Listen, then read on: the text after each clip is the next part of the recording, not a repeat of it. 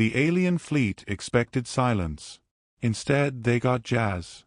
When the first wave of Zari dreadnoughts arrived over Earth, their admiral prepared for the usual scene. Trembling broadcasts, desperate pleas, perhaps even some primitive nuclear posturing. Instead, every comms channel lit up with Miles Davis. Smooth trumpet rolled across the void like Earth was greeting an invasion with mood music. The admiral snarled, "Turn that noise off." On Earth, people were live-streaming. Someone edited the alien ultimatum into a TikTok duet with a cat meowing. Another made a meme, me, trying to sleep. "Aliens, we come to enslave you." Humanity laughed. The aliens didn't. The Zari had done their homework. Earth had no fleet.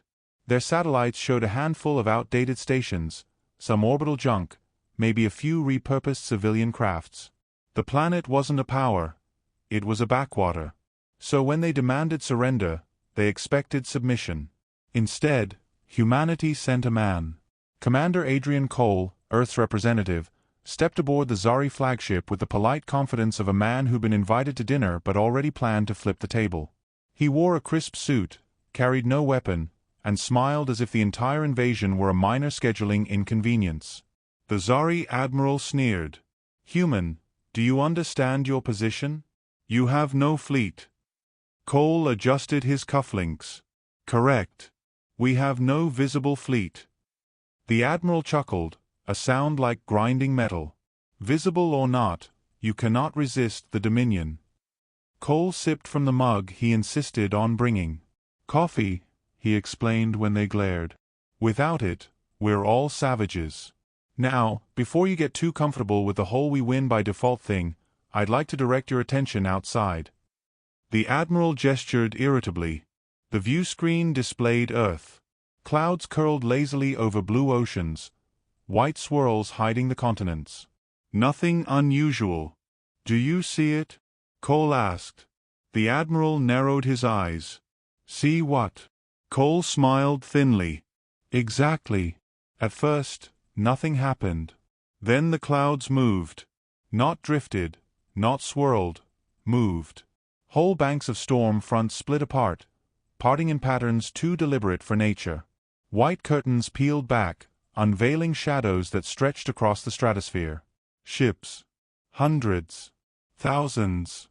Not in orbit, hidden in the clouds, cloaked in atmospheric camouflage, riding the very weather systems like predators in the mist. Lightning crackled across hulls the size of cities. Thunderheads roared as if announcing them. The Zari bridge went silent. Cole took another sip of coffee. "We don't do parades. Too obvious. Too gauche. We like surprises." The Zari tried to recover. These are decoys. They cannot be real." Cole raised a brow. "Tell that to your sensors. Or better yet, ask the ship that just disabled your starboard wing." A flash lit the view screen. One of the Zari cruisers spun helplessly, engines shredded by railgun fire. Cole's voice was calm, almost apologetic. "We figured, if the galaxy was going to come knocking, we might as well prepare. So we built a fleet. Not in your neat little shipyards. Not in your predictable orbital rings. We hid them where you'd never think to look. In the storms. In the clouds." He set down his mug. After all, hiding monsters under the bed is a human tradition. The battle began in earnest. The hidden human fleet surged upward, erupting from the troposphere like sharks breaching the sea. Their ships weren't sleek like the Zari dreadnoughts. They were brutalist, jagged, bristling with weapons cobbled from scavenged tech and sheer human ingenuity. Missiles streaked through cloud breaks. Plasma cannons lit the sky like new suns. Railguns roared, firing tungsten slugs that cracked hulls like eggshells. And through it all, humanity broadcast on open comms, not battle cries, but music. Rock. Jazz. A bit of Beethoven because why not? The galaxy's most terrifying counteroffensive came with a soundtrack. On the flagship bridge, the Zari admiral shouted, "How did you build this without our knowledge?"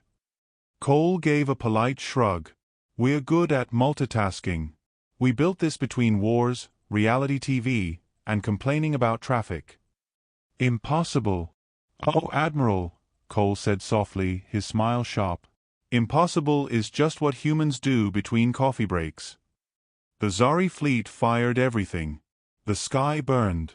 Beams cut through the clouds, scorching oceans, ripping apart weather systems. But every time they thought they had humanity pinned, another wave of ships erupted from the storms, as if Earth itself were birthing them. It wasn't just military craft. There were converted cargo haulers with armor welded on, mining vessels refitted into battering rams, even one monstrosity that looked suspiciously like someone had weaponized an oil rig. And every single one fought with vicious creativity. A mining ship used its drill to tear through a cruiser's hull. A cargo vessel rammed 2 frigates together and blasted free with jury-rigged thrusters. Someone, somewhere, actually deployed a satellite that projected memes onto enemy ships mid-battle. Nice fleet.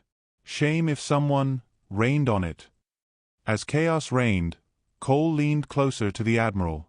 His voice was quiet, but it carried like a blade sliding free. You thought we had no fleet. You saw empty skies and assumed weakness. But humans don't play by your rules. We hide our knives. We smile while sharpening them. And when the clouds open... Another Zari dreadnought exploded, a silent blossom of fire in the void. We stopped smiling. The climax came swiftly. Human ships swarmed, carving through Zari formations with brutal precision. The aliens fired wildly, but confusion spread faster than their weapons. One by one, their ships fell silent, disabled, boarded, claimed. On Earth, people watched the skies split open with awe and terror. Lightning storms lit the night as ships ascended. Humanity, once prey, had revealed itself as predator. And through it all, Cole remained polite. Calm. Dangerous. The Admiral finally collapsed into his chair. What are you? Cole gave the faintest of smiles. We're the species that learned to survive by hiding teeth behind laughter. You came expecting sheep. You found wolves in the fog. By dawn, the Zari fleet was gone. Shattered. Scattered. Earth's skies were clear again, except for the human ships, still lurking in the clouds. Watching. Waiting. The galaxy whispered of what happened. Rumors spread like wildfire. Some said Earth had hundreds of ships. Some said thousands. Some claimed Earth had hidden fleets in every storm-racked planet across the stars. No one could be sure. That was the point. And the final twist? Weeks later, Cole addressed the galaxy on a secure broadcast. His suit immaculate, his tone warm, his smile almost kind. You're wondering how many ships we have, he said. How many fleets are hidden in the storms? How many clouds conceal teeth? The answer is simple. He leaned forward, eyes cold, voice quiet. Enough. Always enough. The feed cut. And across the stars, every empire flinched when the clouds rolled in.